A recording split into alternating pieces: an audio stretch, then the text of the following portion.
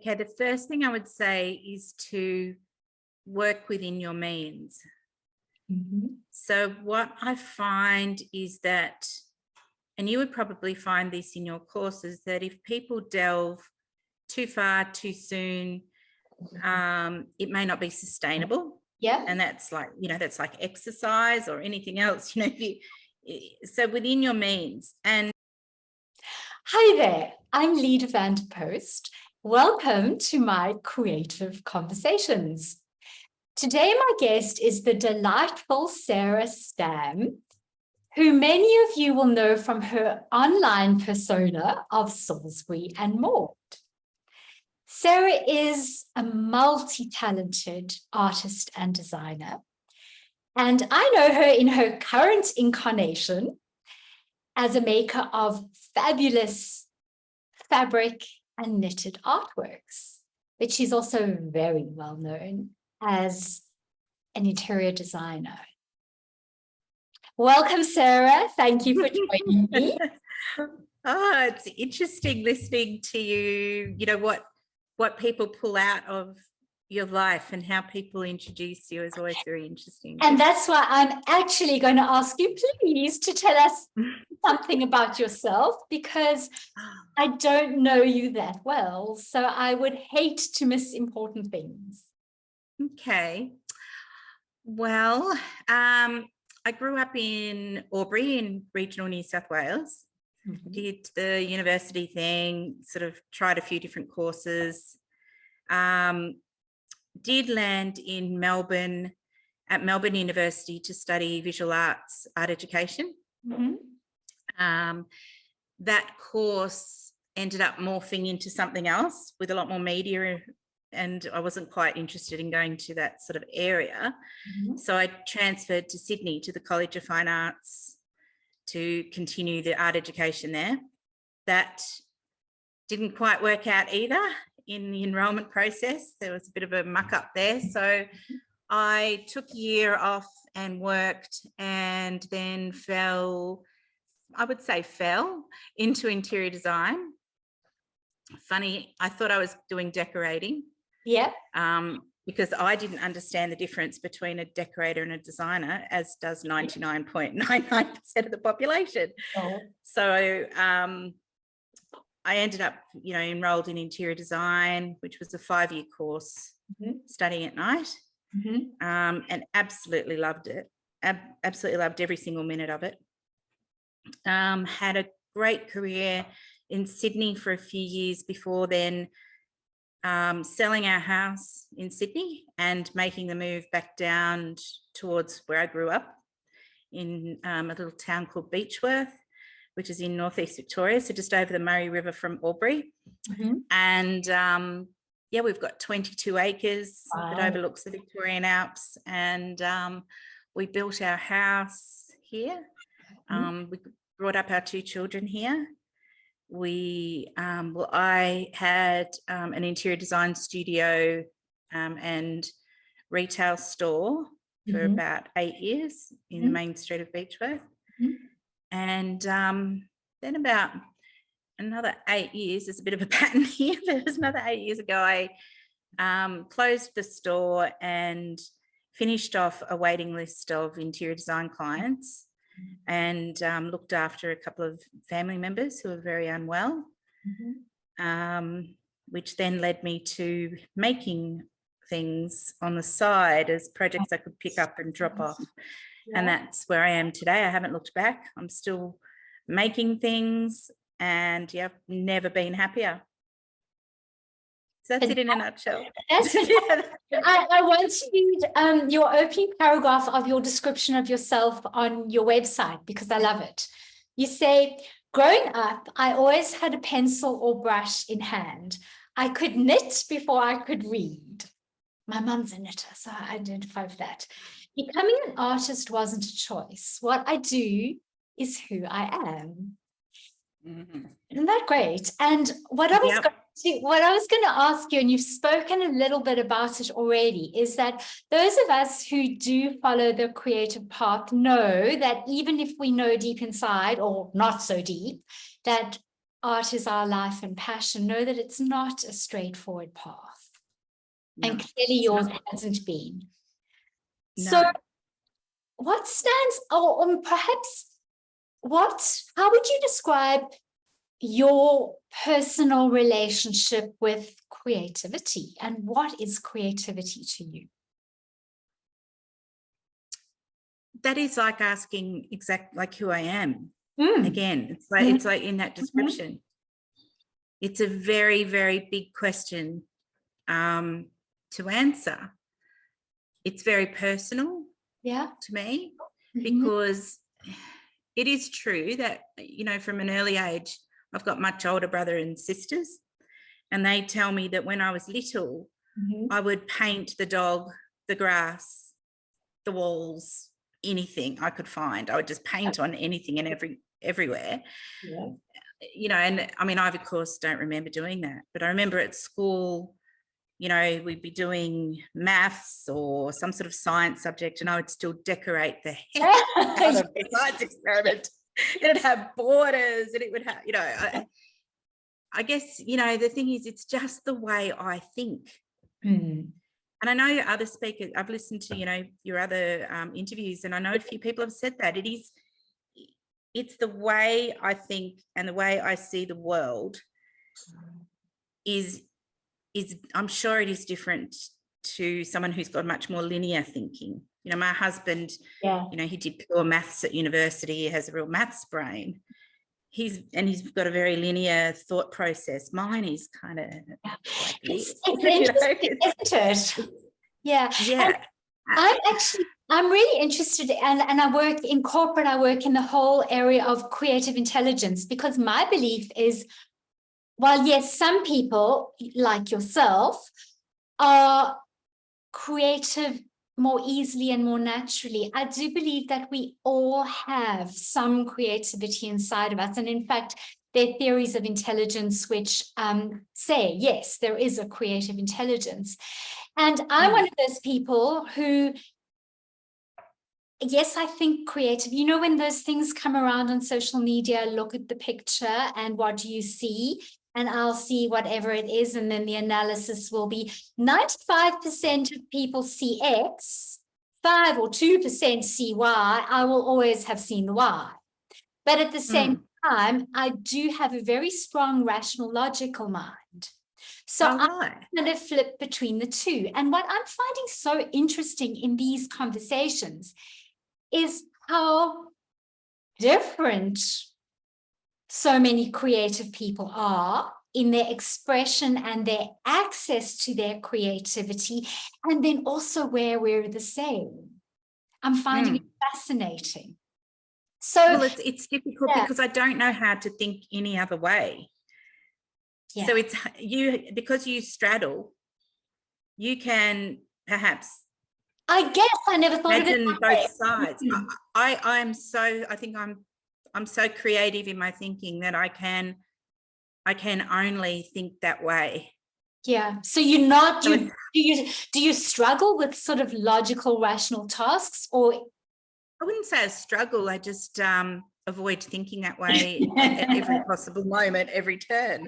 It's like in business, the thought of being, you know, the director of the art, or, you know, the directing the concepts, and doesn't faze me at all. But when I have to think about, you know, employment contracts or paying people, or coming up with, I shut down. It just isn't natural for me to think that way. And I mean, I'm not completely illiterate, but you respect.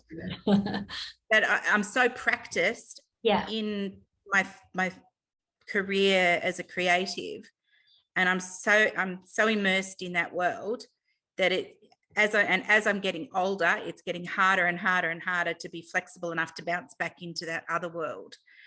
And you know what? I really don't want to. I'd rather create a team around me and delegate, and, you know, and have other people to do that thinking. And I totally support you in that. I mean, why go somewhere that's hard when it's someone else's strength? And that's the advantage of having teams, is learn learn about what each other is good at and focus on that. I know for me, my attention to detail is not good. It's not that I can't do it like you. I can be very focused and very detail oriented, but it's not my way of operating by choice. And so when I was lecturing at the university, I had a few colleagues who were always my backup people, and they knew to watch out for me. And if I made a mistake or I left something out, I mean, in fact, when I introduced myself to my classes at the beginning of the semester, I would tell them, you know, if I start talking to you and the screen behind me isn't on, please just tell me, because I will have forgotten. You know, it's like, be aware of what we're strong at and what our challenges are, and then find ways to deal with them. That's it. And I think it all comes back to, it's a bit of a catchphrase, isn't it, at the moment, about finding out your why, or who you are, what's at the core of you. But if you can dig deep and you can find what's at the core of you and what drives you and what areas are your strengths, and be okay with saying, you know, this is my strength here, not so much here. It's okay to admit that, you know, but to find your strength and focus in on that. If you can define what that is, especially as a creative, and it takes a fair bit of work to get that, I think, you know, you'll be a much happier and I was going to say successful, but that's a funny word, because what is success to you? But you know, you will be more productive and in that state of flow, I think. Absolutely. And I think that's what my individual courses are all about, or my not my corporate work, but other work is really about helping people discover their why, but through a creative process. Because I do think that, I know my understanding of creativity is that it is a very personal thing. And when you really are in creative flow, I'm going to ask you to explain your perception of flow in a moment. But for me, when you can only get into real creative expression and flow if you're connected with who you truly are, because that is the source of everyone's creativity, I believe. I think there's different levels in a sense, though. I think it depends what you're wanting to create.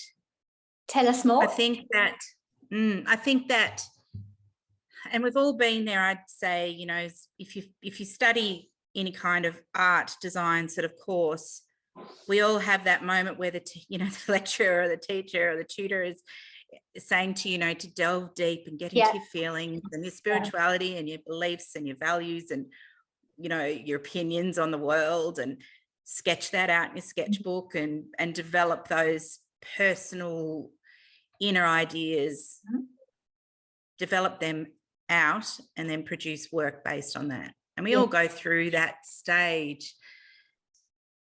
So, I mean, as an adult now, you know, past all the studies, those sort of studies, early study moments and things, and being a creative, what I think is that some creatives, and you were talking to Teresa on one of your discussions, and that was a very, very interesting discussion. I think that we do get into a state of flow, but people who are delving really deep into their feelings and creating work that reflects that have to go into a different place to somebody who is wanting to perhaps create commercially viable product or artwork that is easily interpreted, but equally technical and brilliant, but a more easily interpreted, you know, an easier interpretation of what their concept is. So perhaps if I was drawing my view, I don't need to delve perhaps right down deep into my feelings. I mean, I may want to incorporate that into a landscape artwork. So it depends on what level and what type of artwork. And I think it also relates back to the fact that creativity isn't only about art or writing. That's right. So for example, creative thinking. you see, this is where I can't speak straight. I used to teach design subjects and creative thinking in a computer science department. And my students used to say to me, but we're not creative. And I was like, programming is one of the most creative pursuits if you approach it from a different way, or if you look at it, you're having a machine be able to do all sorts of things that either humans can't or couldn't think of, or you creating new things. And then they'd look at me and they'd go, oh, we never thought of it that way. But they don't need to delve into their feelings to be able to exactly right. computer programs. But I do think that accessing that creative side of the brain has to come from a process, and it can be useful for people to look at their values and their emotions to learn how to access that side of the brain, perhaps. Absolutely, but again, on different levels. Absolutely. So, you know, I mean, I think of my favorite artist and someone who's inspired me my whole life is Brett Whiteley. Oh, absolutely. Now, the headspace he would get into to create his artwork, and I really struggle with using the word selfish, but it perhaps helps if somebody could come up with a better word.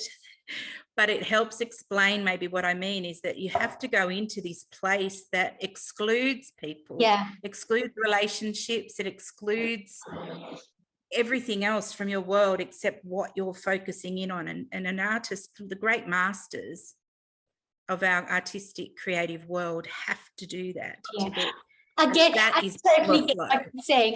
It's funny you mentioned Brett Whiteley, because I just a week or two ago went to his studio here and I stood there, and you know, they've sort of kept so much of his stuff, and there's his scribbles on the wall and everything. I was like, this man's head, I wouldn't want to actually know what was going on inside his head. Amazing. And his work is just phenomenal. So yes, you don't always want to be in that space, but I think it's really important to have access to it for when you do need it.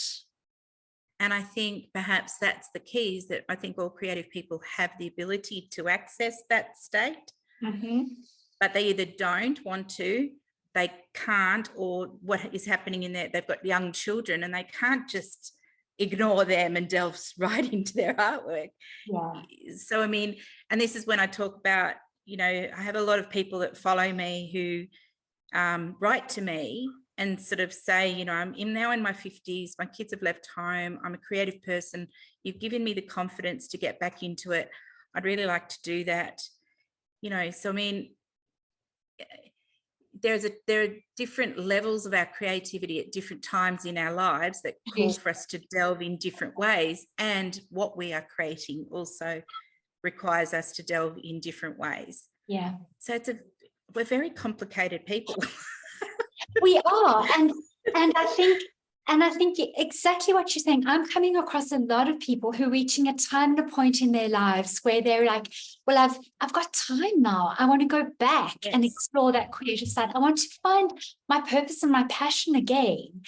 And I love working with them because the process that I use is it incorporates all sorts of different creative activity. So there's storytelling, there's writing, there's painting, there's drawing, a range of different things. And then they can use that to explore and get in touch with what it is they really want to do in terms of whether it is a creative thing that they want to devote their newfound time and energy to, or whether it's something different. But the creative process helps them get there.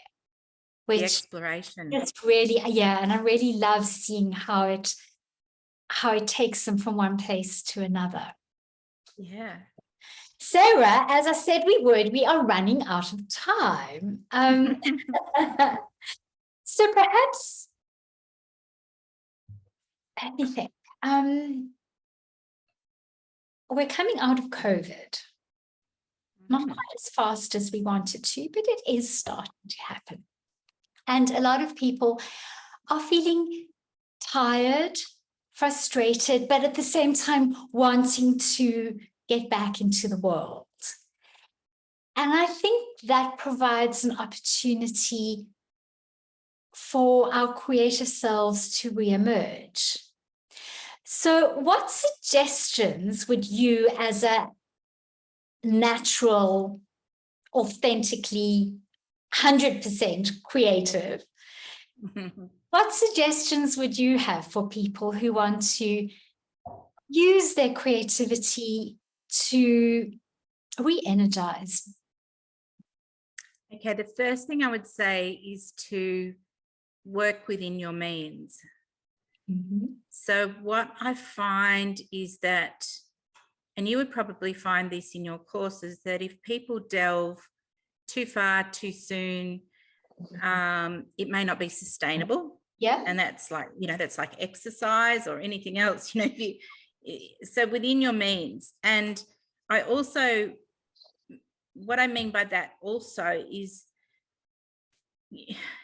I've come from a place where I didn't have a lot of financial support. I didn't have a lot of finances when I started out, came from a very simple background growing up. And I know a lot of people out there are possibly struggling a bit too with the cost of living at the moment and things. So when you work within your means, it's that just find a ball of wool, just find a pair of knitting needles, and if it's acrylic wool, it's acrylic wool. It's better that you're being creative than worry too much about what you're using. Have I got the best acrylic paint or oils that I could buy? And you go down to the shop, just start really simply, just start with what you can afford, because as I say, it's more important that you make a start and you are allowing your soul to sort of, breathe and just let yourself explore, like you're saying. It's more important that you start than getting too worried about what you might have or haven't got. I think that's the most important thing. I think also is tapping into your courage. Yeah. I know a lot of people lack the confidence, and I'm coming across this quite often at the moment, that women who are even quite accomplished, that are within business groups that I'm talking to, or even online on Instagram, people are talking to me about not having the courage to have a go. Yeah. So I think just tap into that place deep inside you where your confidence lies, and just get out there and make a start. Make a few marks on the paper and make a start. Knit a few stitches, holes and all, and just have a go. And yeah, exactly. And I think that whole confidence thing comes from feeling the need to create some perfect outcome that you can show people, and perhaps let go of that need to produce something wonderful. So what if you make a mistake? So what? It's the process of creating something is so worthwhile in itself. Isn't it funny that whole notion about the perfection of art and craft? Because so many of the really talented artisans will say to you that it's the mistakes is where you learn. Absolutely. And I remember at universities, we weren't allowed to have an eraser. We weren't allowed to rub any marks out. We had to keep them all in there. And I talk often About Kay Fassett. If your mum was a knitter, she probably had all the, I picture the books. All the books. Yeah.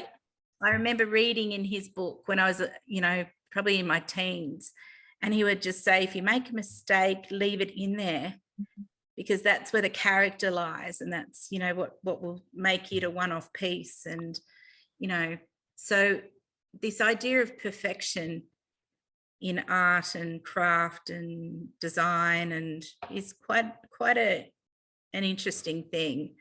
Really, it doesn't exist. Absolutely. And I mean, I know some of my best paintings, are ones where they started off one thing I didn't like, and then just painted over and used what was at the bottom to come through to the top. And through that, I actually developed my own technique, which is about using all the different layers and letting different things come through. Absolutely. But it came from working with mistakes. I know there are paintings where I've ripped up old ones and used bits as part of collages in others, but you have to get to that point where it's okay to make that mistake and carry on. And I think if people can get over that fear and that, as you say, start simply, just start. Yes, is probably a really good thing. Yeah, I think it's that fear, and I think it's also for other creatives to keep on repeating the fact that it doesn't matter about the mistakes. I don't know that it's talked about enough. That the mistakes, I really, that's where the whole learning process happens and where the breakthroughs happen as well. Absolutely. I mean, I know in my teaching, sometimes where I've made a mistake in class and someone has come up with something and I later on built in the same mistakes as part of the way I taught was a concept because right. Sometimes that's what you need to do. Yep. There's the artist Giacometti. Yeah. There's a wonderful movie of his life. I don't know if you've seen it. I haven't seen it, and I love it. I'm not sure where we watched it. My husband and I watched it, but now if I make a mistake or I'm being a bit of a perfectionist with my work, my husband just laughs at me and looks at me and goes, "Are you doing a Giacometti?" And I know exactly what he means, because we all have those moments. But I think I can always remember, I might be knitting something or creating something and I'll think, this isn't working. This isn't looking right. This isn't going to work. They're the ones that work out to be the masterpiece. Sometimes they are. I mean, okay, look, sometimes they don't, but sometimes they do. I can't tell you, when I get those doubtful feelings, they're actually the ones that usually work out the best. It's funny, but perhaps because I pushed on and pushed through it. If I'd stopped at that point, that masterpiece would never have happened. So you've got to push through. Yeah. And trust that creative instinct that started it in the first place. Absolutely. Trust all will be okay. Absolutely. Okay, so we need to finish off. What last message would you have for people? I love watching your light is on. People go to me, they can tell that I'm thinking, look at the camera. It's like, no, I love it. What I'm going to say next. So what last message would you have for the world? Let's go big. About what does the world need from creatives right now? One thing I think we need is more diversity in galleries. More diversity of what's exhibited, and more diversity of what is considered, display worthy art. I think that, it's a goal of mine to have, a retrospective of all my work, which might be a hot water bottle cover.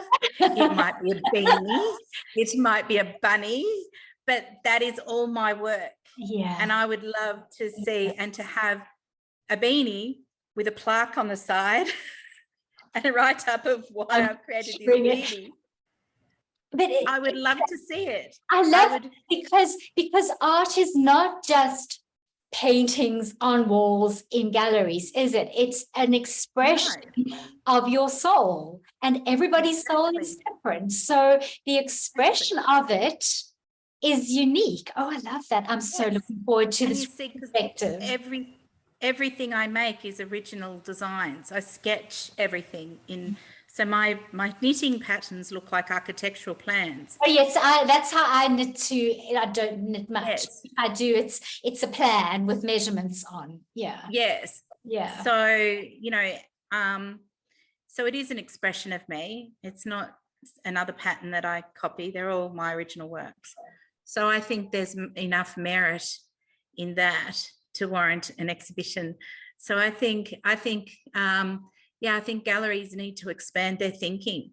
I know, you know, in the Financial Review, there was a fantastic article about quilters, and some famous quilters through America, you know, have had their work auctioned off for $34,000, for instance, for one amazing artisan quilt, you know, which is a moment in time and a piece of history and an artistic piece of work.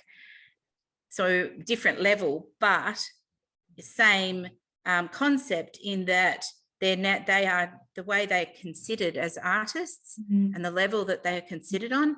I think in Australia, I think Australian galleries maybe need to think outside the square a little and elevate their level of thinking of who an artisan is and what warrants work to be exhibited. Well, if there are any gallery owners out there watching this, you know who to talk to. Sarah, that's all we have time for. So no way. So much for joining me. Thank you. And if people want to get in touch with you, how can they find you?